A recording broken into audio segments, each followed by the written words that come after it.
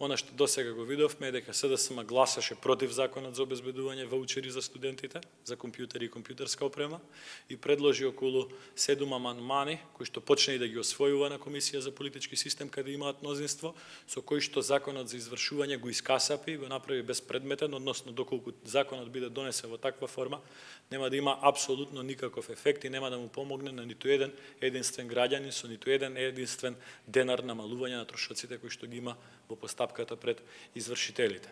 Во неформална комуникација ни беше кажано дека имаат намери да гласаат против законот за покачување на платите, така да во Собранието на Република Македонија имаме јасно позиционирање на тоа кој е конструктивен спрема граѓаните, а кој е деконструктивен спрема граѓаните. ВМРО-ДПМН повторува, ќе ги гласа трите закони кои што ги предложи СДСМ, но СДСМ одбива да ги гласа законите кои што ВМРО-ДПМН ги предложи.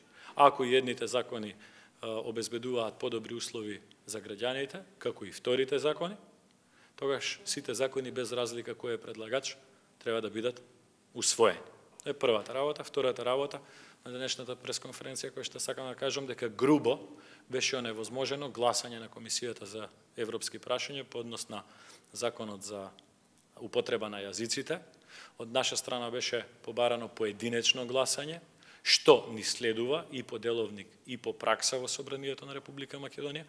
Впрочем, пред само 3 дена при утврдување на дневниот ред на истата таа комисија, истиот председател, господинот Груби, дозволи поединечно гласање за законот за дневниот ред за поставување на законот за употреба на јазиците. Денеска не дозволи за законот на комисија да се гласа со поединечно гласање и ни беше оневозможено да го соопштиме и да го искажеме со гласање нашиот став.